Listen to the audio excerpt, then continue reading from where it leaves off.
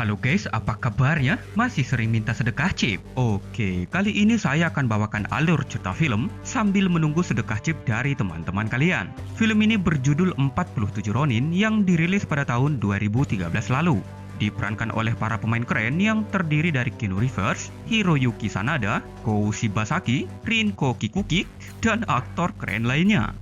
Berkisah pada masa feodal Jepang, yang mana pada saat itu anak muda belum tahu cara bergoyang di depan kamera. Shogun menjadi pemimpin tertinggi di Jepang saat itu, dan para samurai bertugas untuk menjaga perdamaian.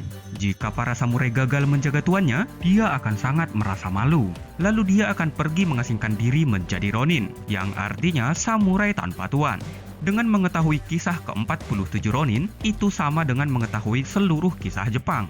Sebelum kita lanjut, kita ingatkan kembali kalau video ini mengandung full spoiler, jadi dimohon bijak untuk menonton. Oke, daripada penasaran, mari kita mulai saja. Inilah 47 Ronin.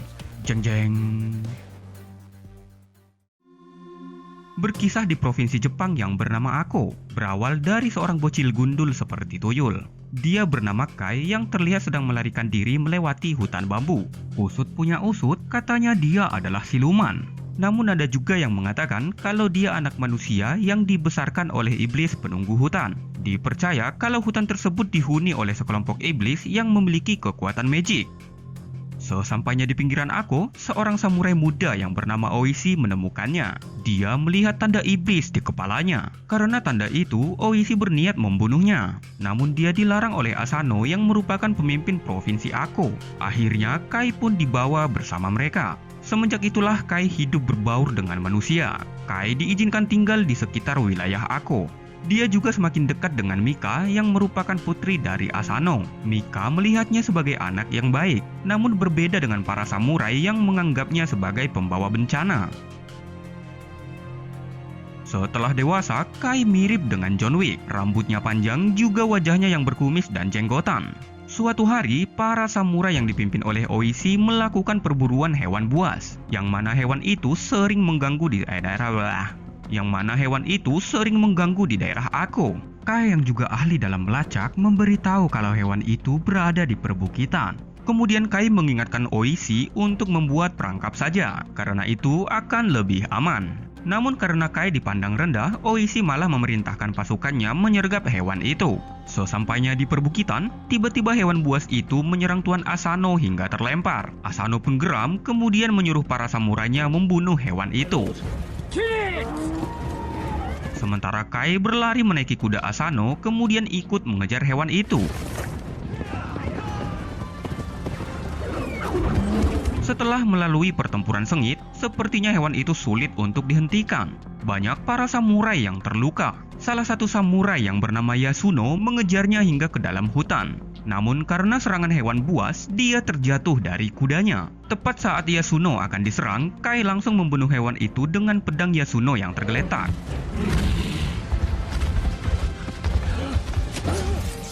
Bukannya berterima kasih, Yasuno malah menghinanya. Dia tidak terima jika diselamatkan oleh seorang yang berdarah campuran.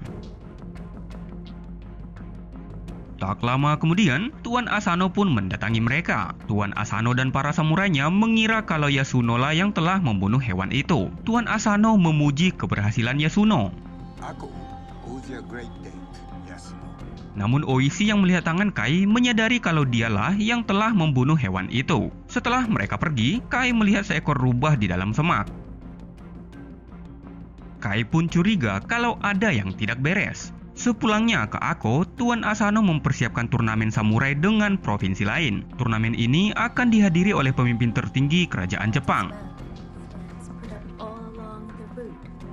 Beralih ke provinsi Nagato, ternyata rubah putih tadi adalah seorang penyihir yang bernama Mizuki.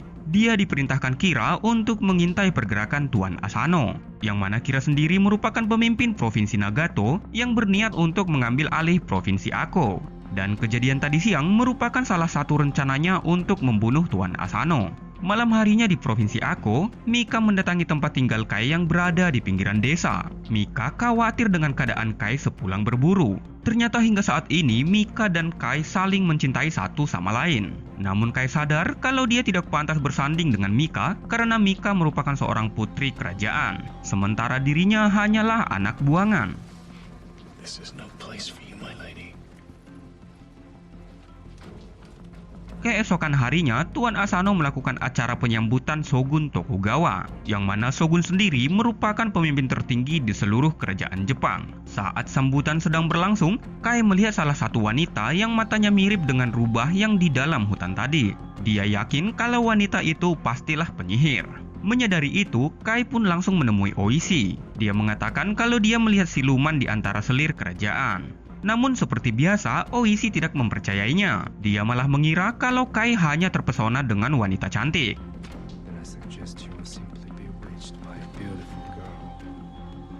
Keesokan harinya, para petinggi kerajaan pun berkumpul di Ako, termasuk Shogun dan juga Kira. Kira yakin kalau turnamen ini akan dimenangkan oleh petarungnya.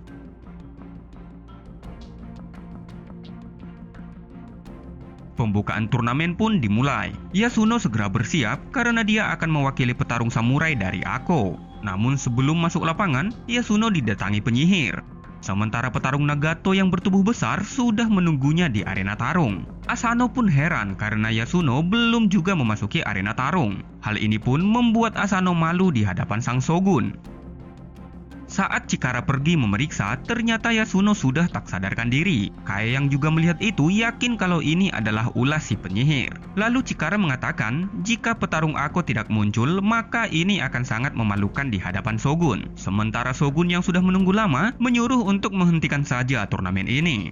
Beruntung petarung Asano pun muncul memasuki arena. Hal ini pun membuat Tuan Asano merasa lega. Kemudian pertarungan pun dimulai.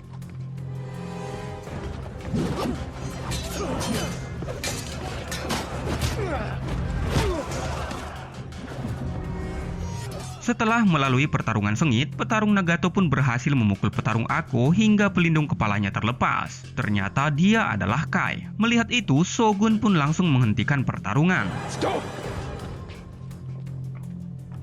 Shogun menyadari kalau Kai bukanlah seorang samurai. Sementara turnamen ini hanya boleh diikuti oleh samurai saja. Akhirnya Kai pun diberi hukuman mati. Kill it. Namun Mika menghentikannya dan memohon agar Kai tidak dibunuh. Kemudian Tuan Asano juga meminta maaf pada Shogun. Akhirnya Shogun memberi perintah untuk memberi hukuman pukul pada Kai. Kejadian ini tentu membuat Tuan Asano merasa sangat malu. Mengetahui itu, Isuki dan Kira pun memanfaatkan pikiran Tuan Asano yang sudah kacau. Lalu Isuki memasuki kamar Tuan Asano, kemudian memberi pengaruh sihir padanya.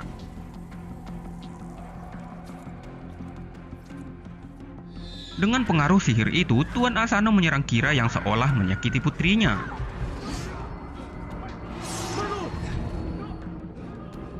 Rencana Isuki dan Kira pun berjalan lancar. Shogun mengira kalau Tuan Asano telah menyakiti tamu kerajaan. Akhirnya Tuan Asano pun diberi hukuman seppuku, yaitu melakukan bunuh diri secara terhormat seperti yang dilakukan para samurai. Sebelum melakukan seppuku, Tuan Asano berpesan pada Oishi untuk menjaga Ako dan putrinya. Setelah itu dia melakukan seppuku di hadapan Shogun dan para petinggi yang lain. Sementara Oishi bertugas sebagai Kaisa Kunin yang akan mengakhiri rasa sakit Tuan Asano.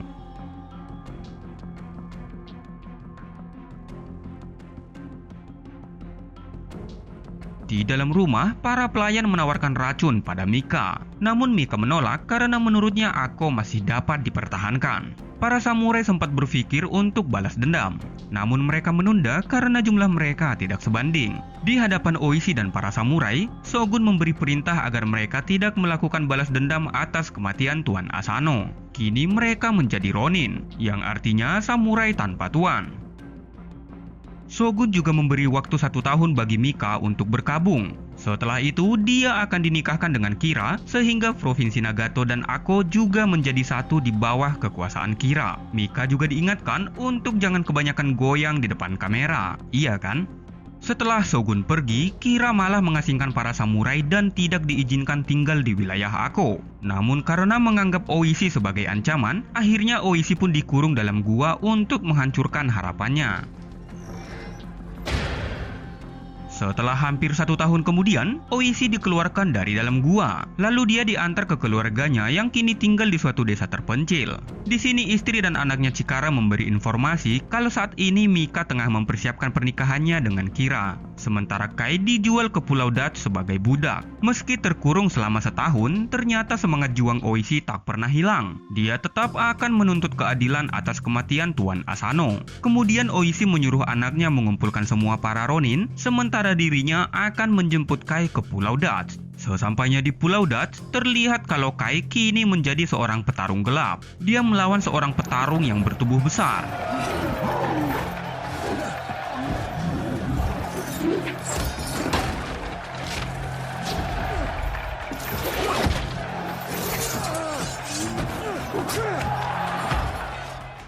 Setelah mengalahkan lawannya, Oishi pun memasuki arena tarung, berniat untuk membawa Kai bersamanya. Namun Kai malah menyerang karena dia tidak mengenalnya lagi.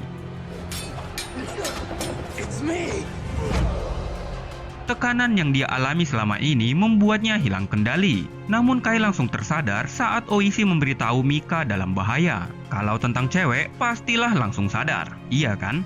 Akhirnya mereka pun bekerja sama untuk melarikan diri dari sana.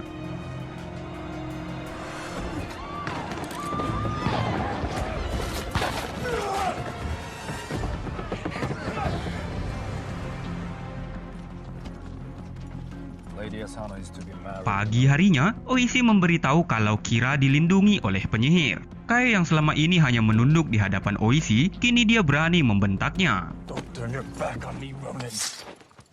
I'll come with you. But if you ever kneel before Kira again, I'll take your head. Dulu Kai kan udah bilang ada penyihir, tapi lu nggak percaya. Namun karena kebaikan Tuan Asano dan putrinya, akhirnya Kai pun setuju membantu Oishi. Sementara di Nagato, anak buah Kira memberitahu kalau Kai telah kabur dari Pulau Dutch. Dia dibantu oleh seorang samurai. Kira pun yakin kalau itu adalah Oishi. Kemudian Kira menyuruh Mizuki untuk mencari dan membunuh Oishi. Di sini ada pemandangan yang menarik. Terlihat kalau para pelayan kini sangat mirip dengan dandanan pacar saya. Ya oke lah. Sementara Oishi akhirnya bertemu dengan para anggotanya. Di hadapan para Ronin, Oishi membakar semangat juang di hati mereka. Para Ronin akan tetap menuntut balas. Karena jika tidak, Provinsi Ako akan jatuh dalam kegelapan. Segelap wanita pelayannya Tuan Kira. Setuju? Ya, setuju. Mereka semua pun setuju. Kemudian Oishi mengatur rencananya untuk menyerang Kira yang akan berdoa di sebuah kuil. Maka dari itu, salah satu Ronin yang bernama Isogai dikirim untuk memata-matai kapan Kira berdoa di kuil itu. Sementara Oishi akan memimpin sisanya mencari senjata. Mereka mendatangi desa Uetsu yang merupakan tempat penempah pedang terbaik. Namun setelah sampai, ternyata desa itu telah dijajah pasukan Kira. Oishi dan yang lain pun berpura-pura sebagai petani. Melihat prajurit yang mulai curiga, Kai langsung menghajar semuanya.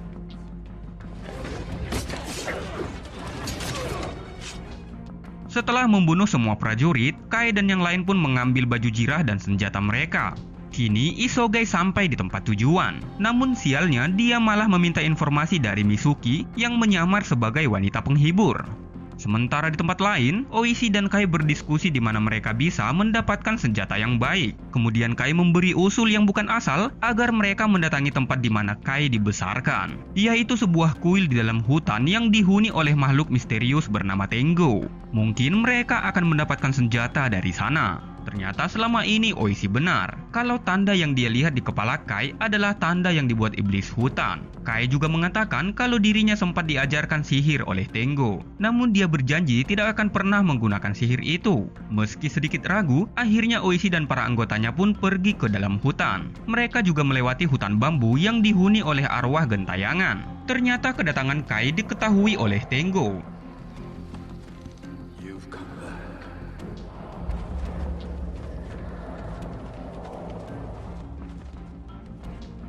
Sesampainya di depan gua, Kai mengatakan kalau dirinya dan Oishi sajalah yang boleh masuk, sementara yang lain hanya boleh menunggu di luar. Kai mengatakan kalau Oishi akan mendapat ujian sebelum mendapatkan pedang yang dia inginkan. Di dalam gua, mereka mendapati beberapa biksu yang sedang sujud di hadapan Buddha. Kai mengingatkan Oishi agar tidak menghunus pedangnya apapun yang akan terjadi, sementara dia sendiri pergi masuk lebih dalam lagi. Kemudian Kai bertemu dengan pemimpin Tengo. Di sini terungkap kalau ternyata Kai adalah anak dari hubungan gelap laut Inggris yang kemudian dibuang oleh ibunya ke hutan ini. Lalu Tengo mengambil dan merawatnya. Sementara di luar, Yasuno mulai khawatir akan keselamatan Oishi. Dia mengatakan kalau dia akan masuk jika sebentar lagi Oishi tak kunjung keluar. Di waktu yang sama, tiba-tiba Oishi melihat teman-temannya masuk ke dalam gua. Hal itu pun membuat para biksu bangkit, kemudian membantai semua teman-teman Oishi.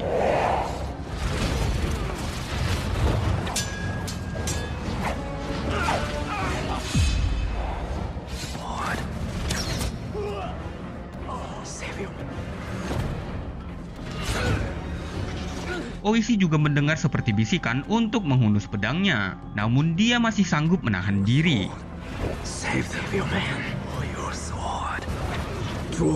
Mendengar Tengo yang masih ngoceh ngungkit masa lalu Kai pun langsung to the point dan mengatakan kalau dia butuh pedang. Akhirnya Tengo bilang, kalau lu bisa ngambil pedang itu lebih dulu, maka pedang yang lu minta akan gua kasih. Ternyata beginilah kenyataannya.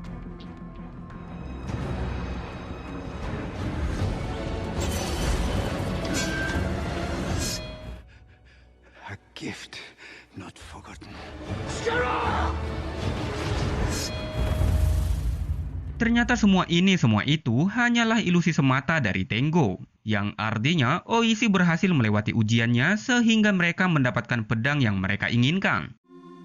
Pedang itu sangat tajam seperti gergaji mesin punya saya yang sudah rusak.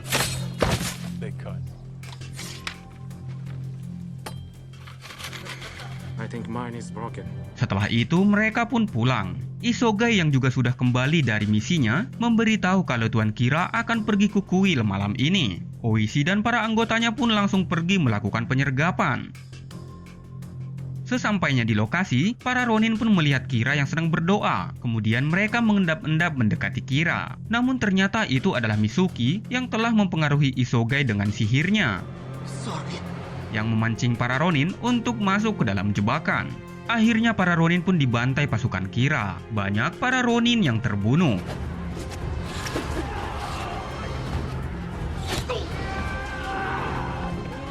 Setelah itu, Mizuki menemukan pedang Oishi dari salah satu mayat, kemudian memberikannya pada Kira sehingga mereka mengira kalau Oishi telah tewas. Mizuki juga memberitahu Mika kalau para Ronin dan Kai sudah mati. Kemudian Mizuki memberi sebuah pisau dan memprovokasinya untuk bunuh diri. Good night.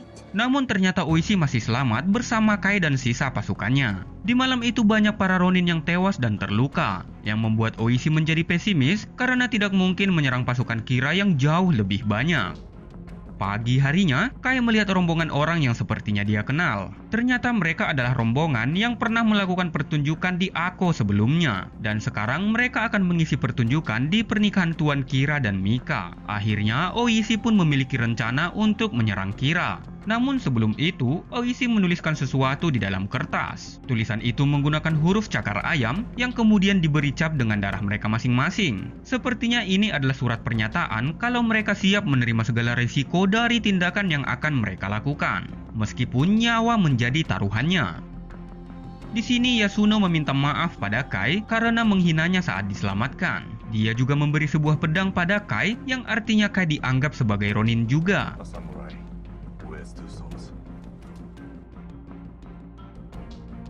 Kini mereka tersisa 47 orang. Setelah itu, mereka pun memulai rencananya, yaitu menyamar sebagai pengisi hiburan agar mereka bisa masuk lebih jauh mendekati Kira. Sementara yang lain masuk lewat memanjat tembok, kemudian menghabisi penjahat satu persatu. Oishi dan yang lain pun memulai pertunjukan.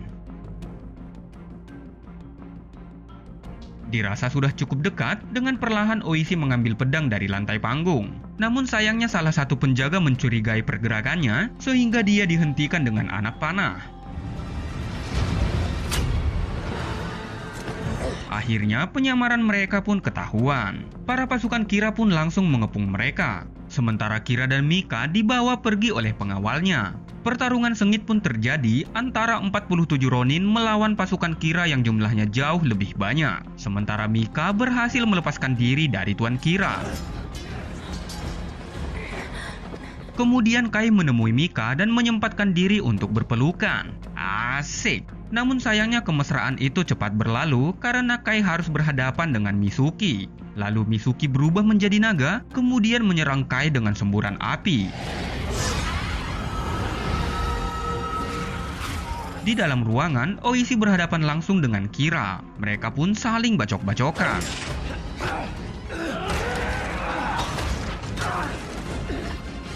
Sementara di luar, Ronin lainnya melawan para prajurit Kira. Prajurit Kira yang bertubuh besar juga berhasil dikalahkan.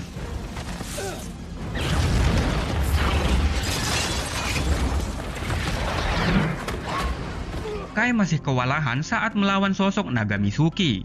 Namun saat Mitsuki akan menyerang Mika, Kai langsung menggunakan ilmu sihir yang diajarkan Tengo.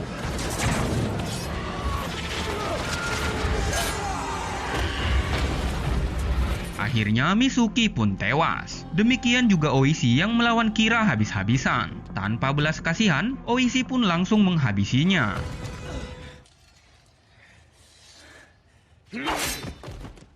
Dari atas tembok, Oishi memperlihatkan kepala ikan teri pada prajurit Kira. Akhirnya semua prajurit Kira pun tunduk pada mereka. Sambil membawa kepala ikan teri tersebut, Oishi dan yang lain pergi menghadap Shogun. Sebelumnya mereka sudah diperingatkan untuk tidak balas dendam. Namun demi tegaknya keadilan, mereka semua sudah siap menerima segala risiko. Di hadapan Shogun, Oishi memohon agar para Ronin diizinkan untuk mati secara terhormat. Awalnya Shogun akan memberi hukuman mati layaknya penjahat biasa. Namun Shogun sadar kalau tindakan mereka adalah bentuk kesetiaan pada tuannya, yang tidak akan membiarkan pembunuh tuannya memijak harga diri mereka. Karena para Ronin juga mematuhi kode etik Bushido, akhirnya permohonan Oishi pun dikabulkan. Sebelum hari kematiannya, Kai dan Mika menyempatkan diri saling menggombal satu sama lain. Setelah itu mereka pun berciuman dan bermesraan. Kini tibalah saatnya mereka menjalani hukuman. Di hadapan Shogun, mereka akan mengakhiri hidup mereka dengan sepuku. Namun sebelum itu Shogun mengampuni Chikara karena dia tidak akan memutuskan keturunan Oishi. Shogun mengatakan kalau keturunan Oishi akan mengabdi di provinsi Ako. Oishi pun merasa senang mendengar itu. Akhirnya Oishi dapat tenang mengakhiri hidupnya bersama Ronin lainnya.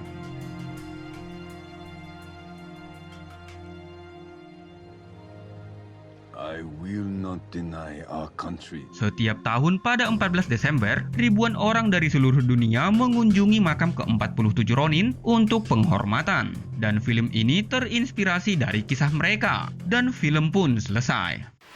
Begitulah kisah ke-47 Ronin ini guys. Pelajaran yang tidak ada dalam film ini adalah jangan kebanyakan goyang di depan kamera. Terima kasih telah menonton. Dan sampai jumpa di video berikutnya.